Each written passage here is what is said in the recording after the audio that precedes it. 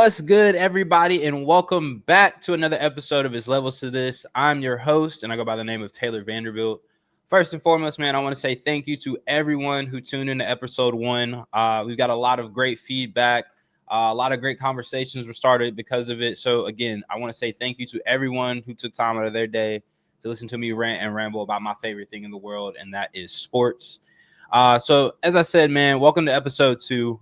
Before we dive in, make sure that you guys are following us on all platforms. So we are at Levels Picks on all platforms. And of course, you can join the Discord if you want to further that conversation and see the picks and plays and all those things. So that's where we keep it going after we turn the show off.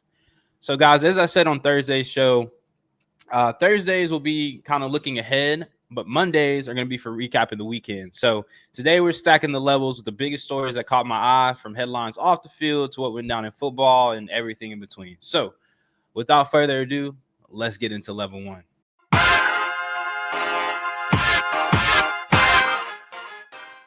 All right, man. Before we dig into the NFL and college football, there are a couple stories that I felt like went under the radar this weekend in sports. So I want to hit on those, shine some light on those before we get into all the football talk. So first and foremost, let's start with the WNBA. If you aren't watching the playoffs, I feel like you are really missing out on some really good basketball. We already saw the other night, as you can see, got the New York hat on. Made myself a Liberty fan when I moved here a few years ago. And I was about to say, we saw the other night with the Mercury and Liberty. That was a great game. AT had and that's Alyssa Thomas, for those of you who don't know, you aren't familiar, aren't hip. She had a trip dub to seal the deal. Obviously, Stewie did her thing, though. She had 30. I think Sabrina had 20 plus. And Satu also had 20 plus. So it was a great game. It was awesome watch, but obviously the Liberty couldn't pull it out in their quest to go back to back. But I say all that to say, this WNBA season has been a fun one. I know there was a lot of discourse to start the season and that kind of stuff, but as the season has gone on from that point, I think it's been one of the best seasons, if not the best season they've ever had from a basketball perspective. And then on top of that, I believe that this playoff so far has been really fun. The games have been exciting. Even the Lynx, to their closeout game against the Valkyrie, was a 1-point game, right? Nafisa did her thing. And as we move into the next round of the playoffs, we've already had an upset with the Fever, not only beating the Atlanta Dream in their series, but also taking game 1 against the Lynx. So I say all that to say, I'm really excited to continue watching the WNBA playoffs. We're in the semifinal round now. It's Monday today, so I think both game 2s are tomorrow. So we have the Lynx and the Mercury. Obviously, everybody knows Nafisa Collier, one of the best, if not the best player in the WNBA. And if you don't want to say she's the best, she's the most consistent. In my opinion, when Nafisa's on the court, she's a 20-10, 20-8. It's guaranteed. But of course, she's going up against my favorite player in the W right now to watch, and that's Alyssa Thomas and the Phoenix Mercury. Super excited to watch that series continue. Obviously, the Lynx took game 1, but I think that's one of the series. I think that series is going to go 5 games. So excited to hopefully watch all 5 games and see how that goes. Then obviously on the other side, we have the we have the Las Vegas Aces playing the Indiana Fever. Obviously, very, very interesting that the Fever made it this far without Caitlin Clark. A lot of people thought that they kind of would have a humongous drop-off, but they got some dogs over there. Obviously, Kelsey Mitchell's doing her thing. She had 34 in game 1. Aaliyah Boston, I feel like, is really coming into her own as a pro, and she's just going to continue to grow and be all-star, all that kind of thing that we expected from her. Then Natasha Howard, who they got in the offseason, I think I said it before the season started, just talking to people, but I think that was a huge pickup for them. And I think it continues to show. So, like I said, very excited to continue watching this WNBA playoffs. I think they have lived up to the hype. And like I said, man, if you love ball, this is for you. This is for you. And then staying on the WNBA, man, I want to hit on it real quick because I saw it the other day. shout out to Asia Wilson getting her 4th MVP award in her time in the WNBA. To me, I think that's super dope. I don't feel like we've ever seen it's rare to see a person dominate a sport like this. I don't think we've seen somebody do it in basketball since, like, I guess what, MJ, or you could say even LeBron. But guys, even those guys, they didn't give them consecutive MVPs. They felt like the voter fatigue and things like that, they needed to break it up. I guess for more modern, you can say, and I guess LeBron and them are modern, but more closer to the present day, you could say like Jokic, right? When his back-to-back and what probably should have been 3 in a row that they gave to Embiid. So, that I feel that I can see that from that perspective, but I just think it's crazy. 4 straight MVPs is just wild to me, especially when you have players in the league like a Nafisa Collier or, like the Caitlin Clarks that are on their way. I think it's just going to be, the competition is only getting stiffer, but it feels like she's getting better and better and better. So shout out to Asia. Just work with Bam on his pull up. We need that pull up. We need that pull up in the fall. Moving on, man. I want to talk about a sport that I feel like doesn't get a lot of love if it's not the Summer Olympics. And excuse me, for those of you who don't know, my chair breaks or is broken, so I'm sliding up and down. You'll be seeing me sliding up and down all show. So if you saw that last show, that's what that is. So please just disregard or put some money in my fund. Let me get another chair. But anywho, the sport I'm talking about is track and field. Now, if you didn't see it, which you probably didn't see it live, the U.S. Men's and women's track and field team both did some damage at the World Championships. Not only did, and I say we, I'm not on the team, but I say we because I'm an American, but we swept the men's and women's 4x100.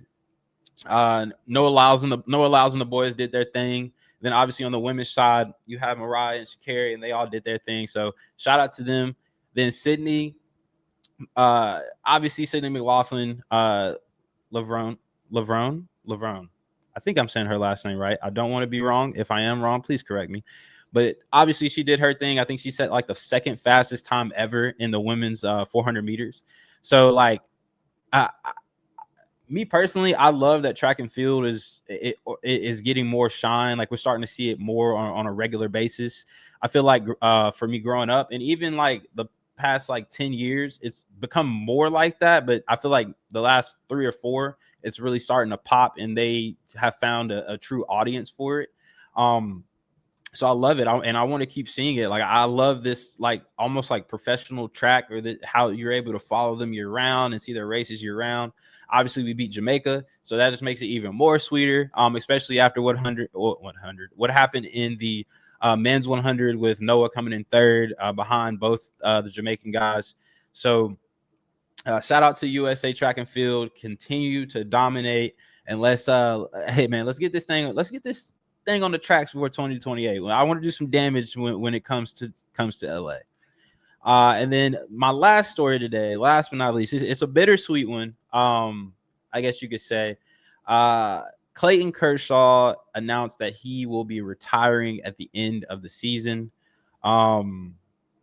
It's the end of an era, especially if you're someone that's my age, like that 28 to 32 or like 25 to 32. I feel like you're at that age where your favorite players are starting to retire. Like for me, it was I'm a Dwayne Wade guy, so that started for me when he retired. And just kind of seeing the guys that you grew up watching, even if you weren't the biggest fans or they played for the opposite team, you were still always interested in seeing them play because they dominated the game at such a high level. And I feel like Clayton Kershaw was that. I mean, 3K plus strikeouts, won over 200 games. Like he's a generational type player in the sense of like I said, he dominated for such a long time. Shout out to Clayton Kershaw for doing his thing, man. And you'll definitely be missed on the field. But yeah, man, that's level 1. So let's get into the gridiron and talk about some NFL. All right, man. Welcome back to this level. So this time to hop into level 2 and talk week 3 in the NFL. Obviously, we still got the Lions and Ravens to play tonight. That's going to be a good one, and hopefully a lot better than whatever that was we saw on Sunday night football. That was probably the worst game I've watched this season. I was bored from start to finish. A lot. I don't even want to get into it. But the game I do want to get into is the game I watched with my pops. Shout out to my pops, man. The Rams at the Eagles. That game was probably the best game of the weekend. Obviously, everybody knows what happened. First half, the Rams were putting B2A. It looked like they were going to run away. It looked like everybody who kind of had something to say about the Eagles wanted to have something to say about the Eagles. We're going to be able to have their moment. I think Jalen Hurts didn't even have – I don't even know if he had 50 yards passing going into halftime. Saquon looked human. A.J. Brown and Devontae were just out there doing cardio. They could get nothing going. And then on the flip side, the defense was just getting broken down. Puka and Devontae were doing whatever they wanted to do. Kyron was moving the ball. It was just looking like the Rams were about to run away with it. And then it was like something flipped, right? There was a drive where I think Jalen hit AJ on a deep ball on a deep ball to the outside for like 25, 30 yards, and he came right back to Goddard with like a seam route for a touchdown. And it was like whatever happened before that drive, during that drive, it just like they found something, and they just kept hitting it. And the energy from the team, the stadium, Philly, it just all came together, and they pulled it out. So it was definitely a great game. Obviously, it ended with the block kick return, which I do have questions about, because as a Broncos fan, and after what happened last week, I was interested to see. I've been watching kicks more closely, and I did see that either Jordan Davis or Jalen Carter, whichever one, I don't remember who was in the. I know who blocked it, but I don't remember who was in that spot specifically. But they did put hands on the long snapper. So interesting that it wasn't called leverage or didn't see leverage, but they also didn't see the tush push false start. So, it is what it is. Maybe they were just blind yesterday. But I do think it was an amazing ending to that game. Let's zoom out, though, from a bird's eye view, kind of look at it. I still do think that the Eagles have some struggles. I'm interested to see if whatever they found in the second half of the game kind of carries over for not only the next game, but the rest of the season. I think I saw a clip online of Jalen kind of talking to the OC and another offensive staffer, kind of urging like to do more things like that or like that drive. But as we saw in the first half, Philly was still very shaky. Hurts couldn't really connect on the deep ball. It was kind of like almost like he was second guessing himself at times. So like I said, man, it's going to be interesting to see going forward if they continue to the momentum that they started in the second half and keep pushing. Man, on the flip side, though, with the Rams, like I feel like they missed out a very, very good opportunity. It was an opportunity, I think, to kind of cement themselves as what I was thinking going into that second half specifically is the team to beat in the NFC. I think the defense was looking great. Even on the back end, I know that that's not necessarily the strength of their defense, but they were looking like, they can cover. Like I said, Devontae and AJ were kind of non-existent in the first, Goddard as well. And then obviously we know what that defensive front looks like with Jared Verse and Fisk and those boys. So I was just like, man, they're handling business out there. So to kind of see them come back on, and even towards the end, Stafford, he got hurt. I thought it was, let's just say it was a great win for Philly. And with the Rams going forward, they'll be fine. I think they're going to win their division, personally. So I think they'll be fine in the long run. But like I said, this was a game I really do think that they had an opportunity to really make a statement, really stand on business, if you will, and they didn't take advantage of it. But I think both teams showed that the others have some vulnerabilities at the end of the day.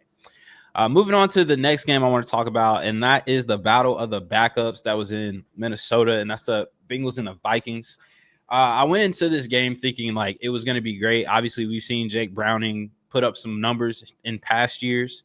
And then Carson Wentz, obviously, we've known what he was capable of doing when he was in Philly, and then obviously even after he got injured.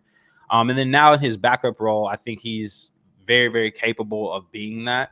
But this game, the quarterbacks really did well. I guess one quarterback mattered, but the quarterbacks really weren't even needed because the Vikings defense said, "Hey, we're about to show y'all why we think we're the best defense in the NFL," and they did just that. I mean, Isaiah Rodgers had a video game. It was ridiculous to kind of see. It was like every time you looked at the little scoreboard in the corner, or like you checked your phone, or if like you had bets going, you were looking. It was just like the score change. And I think in like the last 2 minutes of the first half, if I'm not mistaken, the Vikings scored like 2 or 3 times. So it was like, I was like, dude, this is a crazy game. We've already seen the Vikings somewhat shut down the Bears. Then the next week with the Falcons, obviously they just couldn't get anything going on offense, but I think they gave the Falcons trouble as well. They were kind of getting carved up on the run a little bit, but I think overall they did a pretty good job. And then this week it was just straight. They cut the water off. And it was nothing they could do about it. So, but I think for me, the most important part of this game was Carson Wentz and how the offense was moving. I think that it looked a lot smoother, which obviously is what you would probably expect because there's an experience factor there with Carson. I'm not going to say he's better than JJ, but I think there is a thing where it's like he's done this before. So all the nerves and everything that JJ might have being his first year starting and all that kind of stuff, the pressure he might feel is not felt by Carson. And so I think that played a lot into it. And then we saw after the game, O'Connell come out and say that he's in line to start next week. Obviously, JJ's hurt. So in my brain, I was like, that was already the plan. But I also kind of see the seeds being planted, in my opinion, for Carson to potentially take over for the rest of the season. And then that brings up a whole nother topic of, so if he does that, say he plays well or similar to what Sam Darnold did last year, does that set up a situation where JJ's not the guy and you're looking for a guy in the next draft? Or are you just going to repeat the process and bring JJ back next year? Because honestly, I mean, outside of the comeback in the Bears game, he has not looked great. So it's a situation to me where, we've heard the rumors of they're trying to use the injury to not play him and this, that, and the third. And so eventually he's going to have to play. He's going to have to be ready. And it's up to, I guess, the Vikings to decide if this is their guy long term. And I personally don't think that they're sold on him. But I guess we'll just have to wait and see. But yeah, man, shout out to the Vikings defense. They really did some damage. I got them in a fantasy league, so I really appreciate you. Now let's talk about it. Now again, everybody knows I'm a Broncos fan, so of course it's my show, so I can put them in my show. But we're gonna talk about the Broncos Chargers game, man. I think to me this is actually the one of the better games of the weekend. I saw somebody, I think it was Chris Harris Jr., was like, this should have been like the Sunday or Monday night game, but we play on Monday night next week, so it is what it is. But man, I really enjoyed this game. Even though my team did not come out victorious, I think it was really cool to see both of these young quarterbacks. One, Justin Herbert has definitely taken the next step, and I think Bo is slowly figuring it out. Obviously, he's going through a little bit of struggle, a little sophomore slump, if you will, even though he threw 3 touchdowns last week and, a couple more this week. A couple more this week. I think it's still one of those things where, for example, the first down he didn't get, or not being able to capitalize really on either the turnover or on downs that we got from them. I think that, the situational football, Bo still has a little bit of ways to go. But before that, I think that he's just fine. So it was definitely a fun game to watch. I think both of these defenses are nice. So it was at first it was like a weird defensive battle, and then they quickly got going, and you started to see those offenses pop. You started to see those OCs really get creative, especially Sean Payton with the flea flickers and things like that. So really fun game. And it was a really important game too. I think it was the most important game of the weekend if you really look at divisions, right? As it stands now, the Chargers are 3-0 in the division, not just 3-0 on the season, but 3-0 in the division. And you have two teams, or I think now all three teams or two teams are 1-2, or the Raiders maybe 2-1. I have to check that, but regardless, the Chargers are in pole position with a win over all three teams that are in their division. So, like I said, I think it was a huge game. Really love how Justin Herbert's playing right now. Quentin Johnston's figured it out. I think the Chargers are the real deal, and I think they are really in a have a shot. They really have a shot to make some noise this year. Obviously, you still have the Bills and the Ravens that you will have to go through in order to get there. And of course, Kansas City, you can't like count them out, even though it's kind of like the Warriors. If they have a down year, you can't count them out because they still have Mahomes and they still have Kelsey, obviously Rashee Rice, and those guys will be back. But you can't deny that right now the Chargers look like one of the best teams, if not the best team in the NFL.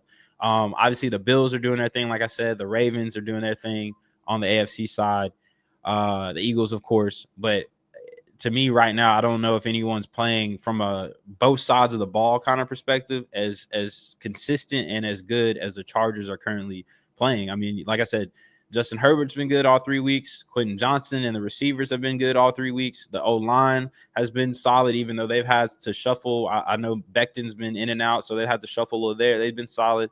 On the defensive side, Derwin James is literally everywhere, it feels like. The corners are playing great. The D-line looks good. So yeah, man, I think the Chargers right now are definitely one of the favorites to do some damage in the playoffs going forward, man. Last but not least, the game that I want to get into is the Jets at the Bucs. If you didn't watch it, it was one of those. It felt like the game was over. They were the Bucs were driving. It was about to get a field goal, and then we got wild. Of course, blocked field goal takes it back for the touchdown, puts them up 27-26. The field goal, if obviously the Bucs would have made a 2-possession game. So Baker Mayfield, without Mike Evans, makes a drive for the ages. And that was kind of an exaggeration. But he did his thing. Baker Mayfield did his thing. Baker is showing us that he is no slouch, and his name should be higher on these NFL quarterback tier list, rankings list, whatever you want to call it. I feel like Baker is showing that he is comfortable in the league now. He was comfortable in Cleveland, I think, and then he went through what he went through. But I think now he's finally gotten back to where that point that he was in Cleveland, that feeling like, man, I finally found a spot that I love, a place that I love, a team that believes in me, and I believe in everybody on the team, and it's showing. I mean, they just find a way to win. Like I said, there was no Mike Evans on that last drive, but Sterling Shepard made plays. Ibuka made plays. I think if I'm not mistaken, I saw him do it was like an over-the-shoulder catch, toe tap on the sideline, falling out of bounds. You can't, those guys are playing hard, and it all starts with Baker. His mentality, like we saw when they played the Texans, right? He was down, injured. CJ Gardner-Johnson said something, popped right back up. He's in your face doing his Baker Mayfield thing. So it's fun to watch them. And the Bucs are another team that I think is a sleeper team. They're not. I don't know if I'll put them on the same level as like a Philly or anything like that. But I think that they are a team that is going to, as they continue to go, catch a lot of people by surprise. Obviously, they're in the NFC South, so not the hardest division to go and win. And so I think they'll definitely, in my opinion, I think they're going to win the NFC South because the Saints, obviously, horrible. The Falcons, I mean, the Panthers beat the Falcons 30-0 yesterday, so I don't necessarily know what the Falcons are right now. And then obviously I don't think the Panthers are going to continue beating people the way that they did yesterday. So I think they're definitely in a great spot to not only win the division, but I think they're going to win it by a lot of games. And yeah, so I'm interested to see, just like I am with the Chargers, just like I am with the Vikings, to see where they continue to go for the rest of the season. So that's it for week 3 in the NFL. Obviously, we had, like I said, some crazy games. It felt like there was a block field goal or a block punt every like 30 minutes. If you were watching like Sunday Ticket or Red Zone or something like that. So that's it for level 2, man. We're gonna go to break real quick, and then we're gonna hop into some college football talk. So without further ado, here we go.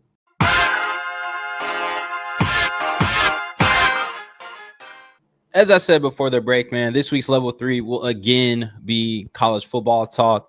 As we know, this past weekend was week 4 of college football. And like I said last Thursday, I think or thought it could be one of the like sneaky good slates of the week. While there wasn't, I guess, that big super marquee matchup like we have this week, or we still had some good ones, Texas Tech and Utah, for example, even though the game didn't necessarily turn out in the fashion that we thought it would be. I still think was one of those. But all in all, I thought it was some games that could kind of shape the season, tell us a little bit more about some of the teams that were playing in those games and things like that. But before I hop into those games individually, man, I want to talk about the top 25. Again, this week didn't really have too many issues with what the voters did. Obviously, Notre Dame still being there. I get that they beat Purdue, but like I still don't care. You got the defense still doesn't look great. I mean, Purdue put up 30 plus. So it in my mind, it's like Notre Dame didn't show me anything outside of they can score points on a bad team. So still very puzzled, especially that they moved up 2 spots. So still very puzzled about that. Because I think there are some teams that are more deserving. Outside of that, Indiana obviously climbed up into the top 10. I'm still, the jury's still out for me when it comes to Indiana. I personally think that last year I was on the bandwagon of I love Kurt Cignetti. I think that Indiana is just a team that's just going to handle business. And obviously they got to the playoff and we saw what we saw. But this year it feels slightly different. It feels like they have it's like an era of like we're supposed to be here. So obviously they still have some games left in the Big Ten that they're going to have to take care of business in. But I think this past week, like I said on Thursday, I think the Illinois-Indiana game was somewhat of a CFP eliminator game, right? I think whenever team won, to me, would kind of firmly cement themselves as that 4th team within the Big Ten. And obviously USC's kind of nipping at the heels. And honestly, I think USC is right there. But obviously you have Oregon, Ohio State, Penn State, and then after them, I think you have those 2 teams in USC and lost my train of thought, but USC and Indiana right there trying to kind of get into that exclusive group. So yeah, it's going to be exciting to watch them for the rest of the season. And then obviously the 2 biggest movers, we had Vandy I'm moving up 2 spots. When I say biggest movers, I don't mean actually like moving, but I'm saying in terms of perception here. Vandy moving up 2 spots. I think they're starting to get some real respect. Obviously, they took care of some demons, if you will, in beating Georgia State, who got them last year. They got another easy one before they go to Alabama, and I think that is the test. That if they pass that, I really don't see a world in which they aren't in competitive in any game. I don't see a world where they couldn't have an opportunity to go to Atlanta for the SEC championship game. So very, very, very excited to see Vandy do their thing. And then obviously Georgia Tech coming off their huge win against Clemson a week ago. I think that, moving them up only makes sense. They're still getting, they had I think they had Temple this week. So not a huge game, not anybody crazy, but I think that they're getting that respect of, hey, we went out there, we took care of business. Same thing with Vanderbilt. We went out there, we put up like 60, 70 points. We took care of business. So you guys give us that respect. And you move us up 2 spots, just like you move up Notre Dame 2 spots, even though they have 2 losses, but they took care of business. So they got moved up. So that's going to be fun again to continue.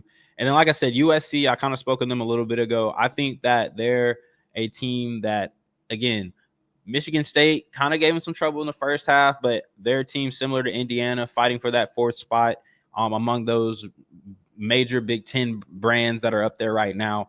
And I think that they have a team this year that can compete, at least offensively. That defense, Michigan State kind of showed us it is still a little leaky, but I think offensively with the receivers they have, the way that Jaden Maeva is playing, I think that they have a real shot to go out there and beat those teams. So yeah, man. So again, that's me in the top 25. Like I said, I didn't really have too many issues with it. Obviously, I think there may have been a couple teams that I would have liked to see get an opportunity in there, like a Mississippi State. I think they might have earned a spot, especially over a team like Notre Dame, or over a team like a Illinois, right? I mean, they're 3-1, but that one is a 53-point loss to Indiana. So I think, just something like that, you drop 14 spots.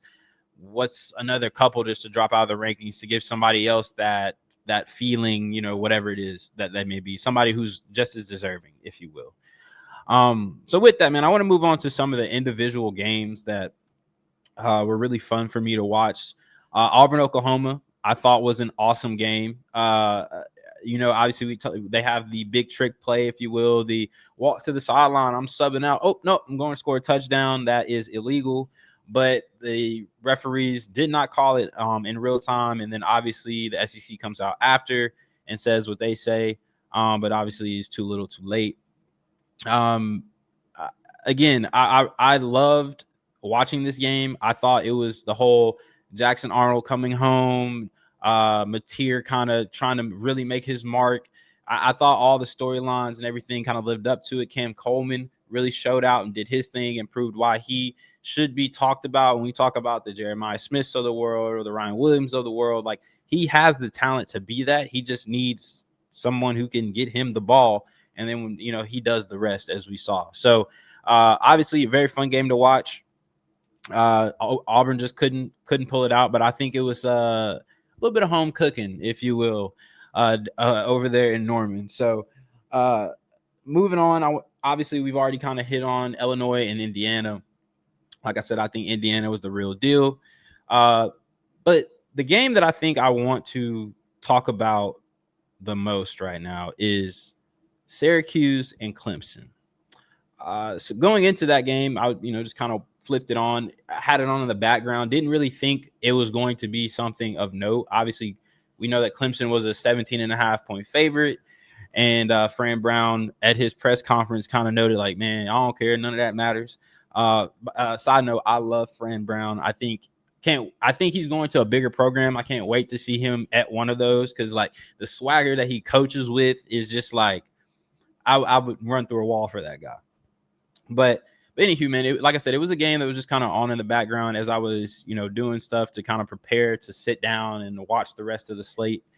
But it ended up catching my eye and being probably the one of the better games of that opening slate in terms of just what we saw from Syracuse. Obviously, Steve Angeli got hurt. He's out for the season. But I think that game right there was huge for two reasons.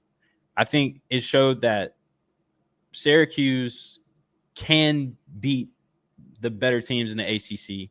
I think, obviously, like I said, Steve Angeli got hurt, but I think it showed that they are talented and that Fran Brown is getting in talent, whether it's from the portal or from the high school ranks, that can be ACC caliber, that can be top of the ACC caliber. Now, I'm not saying that that's what that team is. I'm just saying that between him, his coaching, the development that staff does, I think that they are slowly building to them leaving, going to another school, and showing you how much damage they can really do. On the flip side, I think it might be time for Dabo Swinney to look for that new job that he was talking about in his version of his Mike Gundy, I'm a man, I'm 40 speech.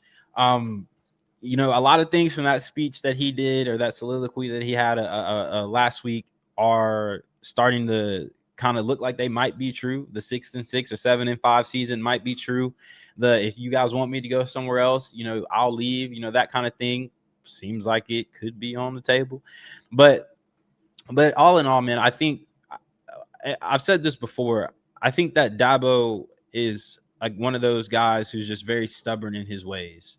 And now I think it's come to a point where they were building towards this season. They thought that this was the team that was going to do it. The D-line is great. They even decided to kind of tap into the portal a little bit and got what I think could be their best player right now and it was all going to come together. But I think the frustration of it not coming together, the frustration of guys not living up or playing up to their potential is really starting to wear on him. And the expectations that he created are also the expectations that he's wearing on his shoulders. And I don't think he's ever been in a position to where he didn't really live up to him. Especially because even though they haven't made even though they made the playoff and they won the league and all that good stuff, especially when it was the 14 playoff, it was like, oh, well, if you didn't get there, it still kind of felt like the BCS era. Like, oh, well, you didn't get there, man. We got a New Year's Six bowl. We're still a good program, this, that, and the third. Now with the 12-team playoff, it kind of feels like, okay, you're Clemson. You should be making it every single season with the talent that you have, the investment that you have, and all that kind of stuff. And when you start the season off like this, it is a very frustrating thing. And like I said, this is kind of like the first time that I think since the run started that it's happened and it's looked like this. Similar to Alabama last year, if you will. Obviously, they didn't go off the rails like this, but I think with Kalen DeBoer, it was in that first season, you saw people like, oh, well, this is the first season that it's really like, fire Kalen and all this kind of stuff. And then but it was just the first season that they hadn't experienced the level of success that they had been used to experiencing, I guess is what I'm trying to say. And so to me, I think that is what the Clemson fan base is going through. I think that's what Dabo is going through, which is why I personally think it might be time for him to chart another path, right? Take over another program, because I don't necessarily see how he gets it back on track. Obviously, you can recruit and do everything like that, but to me, I think that Clemson brand that we've all come to know is kind of losing its aura. Like they're not like, for me growing up, Clemson was kind of like they put out amazing wide receivers and amazing D linemen.